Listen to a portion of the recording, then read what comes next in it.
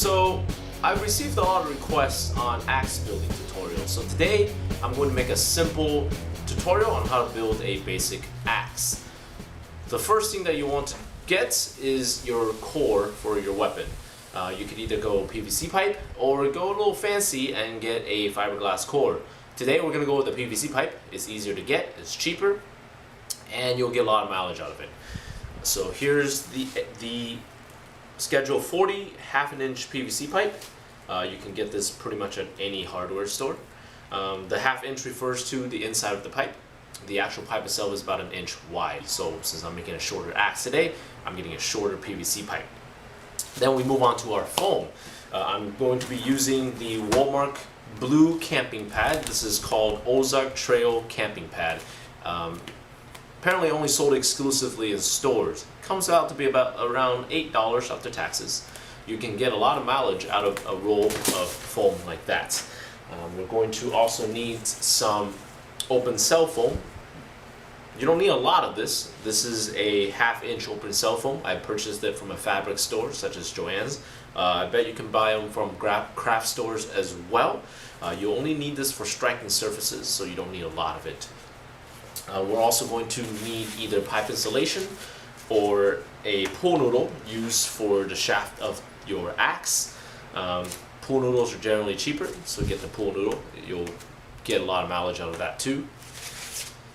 Then we'll need some basic cloth. This is for striking surfaces. So again, while you're getting the open cell foam, just get half a yard of a cloth or something like that. That will help you out. Then we're going to need the most important adhesive. I'm using the DAP contact cement that comes in a red can. It gets harder and harder to find in stores, I find. Most stores carry the green can. Don't get the green can because it's dried too slowly. It will not be good for what we need. If you can't find it in the store, you can always buy it off of Amazon like I did. So again, this is the DAP contact cement. Comes in a red can. Then we're going to move on to the more optional materials. You can get a sheet of craft foam. You can get them at craft stores. It's a thin piece of foam. You'll know why you need it later on. This is for embellishment. Further embellishment, you can get a can or two of the black Plasti Dip. Don't get the one with the spray because it's just not strong enough for what you need to do. So get the black Plasti Dip in the dip version. After that, you'll need the Plasti Dip clear, just like the black version, but it's clear for finishing coats. Then we will need some rope for grip of your weapon. Again, this is optional materials. There's other way of making a grip. That's pretty much all the material I can think of right now. I'm sure I'll think of more as the tutorial goes on. So just start off with those and let's get started on making our weapon. So before constructing anything, you'll first need to prepare your rod. And what that means is you'll need to make sure that the ends of your PVC pipe are covered up so that they do not come through the foam. The way that I do that is I cut out 2 circle shapes on cardboard. That is the size of the rod.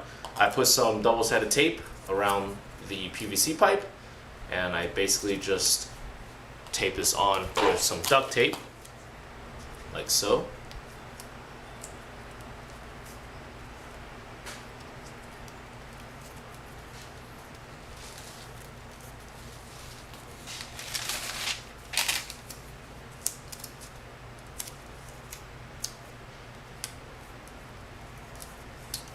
There we go. And then just do it on the other side. This way, it will not come through the foam through a few hits, and that can make your weapon a little bit safer. Alright, so the first thing we want to do to make our axe is to cut 4 equal pieces about the size of your axe head. These pictures are not drawn to scale, so your sizes may vary, but you get the idea. If you're using fiberglass core that is half an inch thick, you'll actually only need 3 of these pieces. But because we're using a half-inch PVC pipe, the width is actually 1 inch, so that's why we need 4 pieces. We're going to glue 2 of these pieces on top of each other using DAP. Now, if you've never used DAP before, it's not quite like any glue that you've used. In order to glue something with DAP, you'll need to put glue on both surfaces. wait for it to dry for about 20 minutes. Once it's dried, then you can glue them together. It's a very strong bond. But you have to wait the 20 or 30 minutes for it to dry. If you do not let it dry, it's not going to glue that well, and you're going to end up with a big mess. Okay, so put DAP on both sides, and you're going to glue it together like this. And that's the first step. So the next step, you'll see that you have pieces like this. You have two flat pieces that are kind of on its own, and then one piece that is stacked together. What you're going to need to do is cut out a little slot from on the foam to fit your rod. So it's however long you want to make it, and about 1 inch wide. If you see from the picture, I'm actually leaving a little bit of room above the rod and to the side of the rod. I'm leaving about 1 inch of space in front of the rod, and then about ½ an inch of space behind it. That way the rod is well padded and it's not going to risk injuring anybody. Once you cut out this little slot, you want to take that piece and glue it on top of another, and you'll see that forms a little nice tray for your rod. So now you're going to put glue on the rod and all around it, and you're going to glue the rod within, and finally you're going to close it off like a sandwich, and you're going to sandwich the rod within with 4 pieces of foam. At this stage, you probably want to leave it to dry, put some books on it, weigh it down, leave it to dry for about a day. Because this part is very crucial that it stays. If you try to rush this process before the glue is dry, it's not going to get a very good stick. Alright, so for step 3, you'll have 4 pieces of foam layered on top of each other like this. And what you're going to do is you're going to cut out a curve for what you want the beard of the axe to be. Now, it could be a little curve or it can be a big curve. It's totally up to you, but whatever it is, you have to cut through 4 different layers. So, for example, I have a picture like this. So after you cut out the beard of the axe, what you want to do is you want to take a piece of belt, probably one that you don't need anymore, and you want to reinforce the underside of that beard. Because if anything is going to break first, it's going to be that part, because that is where the most pressure is going to be coming from. So you take a piece of belt and you glue it from underneath like so. And after that, you'll see that I am starting to reinforce the axe on all sides. So I cut out a layer of foam on the top, and I cut out a layer of foam on the back. So that way the axe is well padded in every direction. Okay, so now we move on to the striking surface. I take 2 layers of foam and I glue it onto the striking surface on top of each other like that. And 1 final layer of the open cell foam, the ½ inch open cell foam that we showed earlier, and that's going to guarantee that your striking surface is nice and well padded. Step 4 is about padding up the shaft of the axe. So you'll see that I have the pool noodle.